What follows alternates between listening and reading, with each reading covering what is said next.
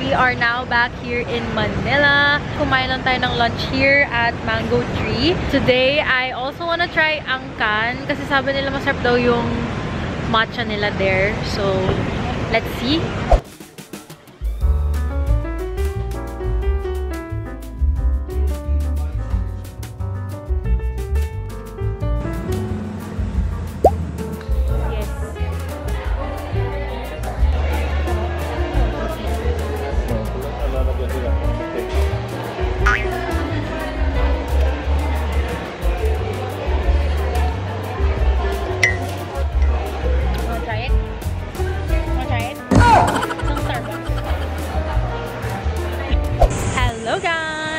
We just finished trying Angkan and verdict,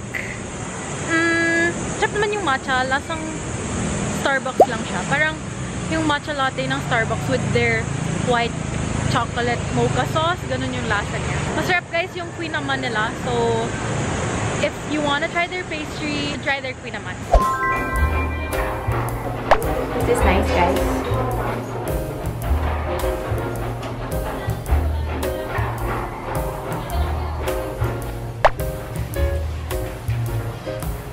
The other jeans. What do we think, you guys? Mas okay to. I like this.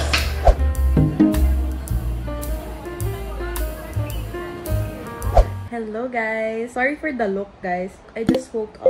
I just wanna share guys kasi ini-invite ako tomorrow ng boyfriend ko for ABF Homes food crawl. And guys, gumawa siya ng one whole presentation for it.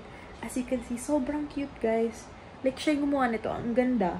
Ang ganda ng pagkakagawa niya. Plus, yung mga cafes/restaurants na nandito.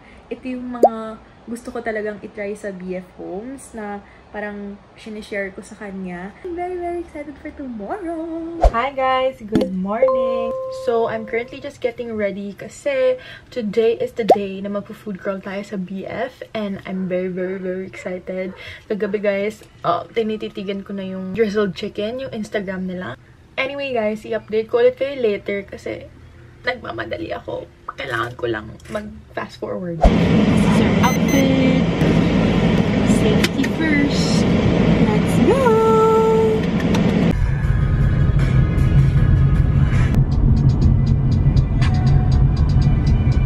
Hi guys! Nandito na tayo sa BF. So, our first stop is Black Bean!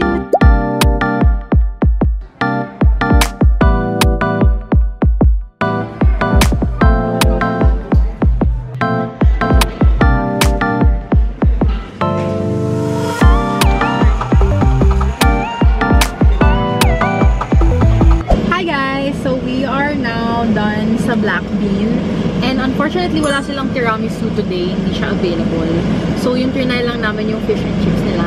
I like it. I would buy that again. Pero yun, super sad kasi wala silang tiramisu.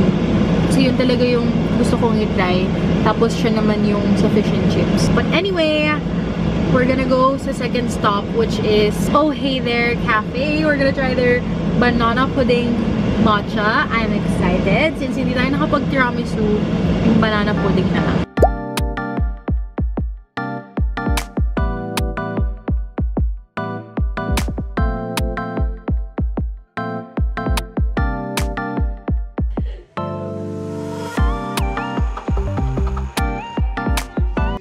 Hi guys! So, tapos na tayo sa Oh Hey There Cafe. For context, I ordered their banana pudding matcha latte.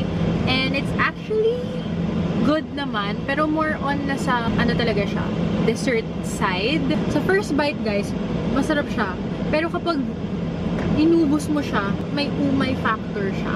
Ganon. Yung matcha naman nila, typical cafe matcha. Sa preference ko, okay lang siya. Kasi very subtle yung lasa ng matcha and also, wala siyang umami. Yan is. It's good naman, guys. Plus, their staff, super bait. Meron lang kaming maingay na kasabay. Sobra. Kasi guys, maliit lang yung space nila. Ang cute din nung space nila actually, kahit maliit lang siya.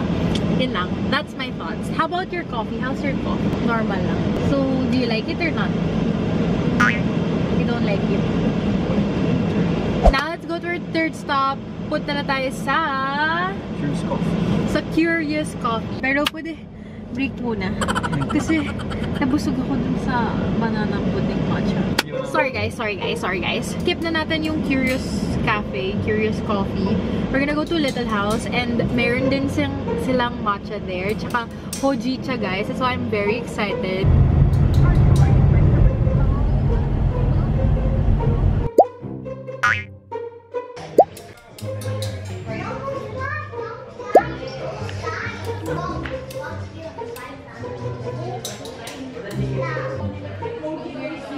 Hi guys, so we're done eating sa drizzled chicken and masarap siya actually, pero ano, super greasy. I mean, hindi naman physically greasy, pero like ramdam mo dun sa balat na greasy siya. If you're not into that type of food, baka hindi mo magustuhan sa drizzled chicken, pero masarap naman yung flavors, masarap yung sauce niya. Pero guys, yung favorite ko dun, yung in-order kasi namin, yung may chicken, yung may macaroni, and the fries. Yung favorite ko yung mac and cheese nila. Pag kinain mo yung mac and cheese, nakatanggal siya ng umay.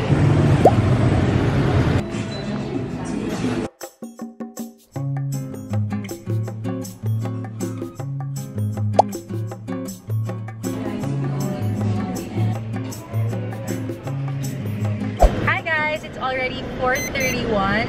Our last stop was Little House Cafe, and ang ganda guys nung cafe nila, as in like very warm and cozy inside. Also, meron din silang parang mga pwede nyong hiramin na board games and cards, and meron din silang free wifi there. Hindi na ako nakapag-matcha there guys kasi gusto ko rin talaga i-try yung hojicha, and nag-matcha ako kanina. So, ayun. Masarap naman yung hojicha nila, guys. I-request nyo na less sweet na lang siya kasi masyadong matamis yung timpla kanina. Pero, all in all, masarap yung hojicha nila and hindi siya powdery kapag ininom mo. Maganda yung texture niya. Hi, guys! I just finished getting ready kasi today kakain tayo sa labas. And for our look for today, very simple lang na makeup. Hindi na ako nag-mascara.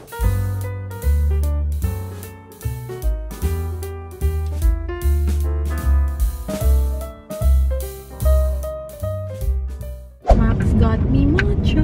This is the strawberry matcha from Oh Hey there.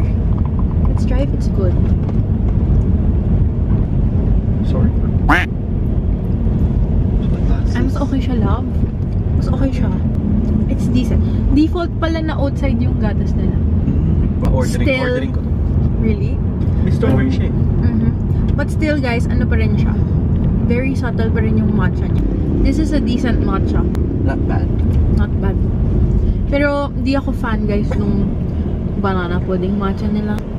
Parang sweet and sweet. Kasi, yung pinaka-matcha latte nila, matamis na siya, guys. And then, yung banana pudding matcha nila, ang tamis din super.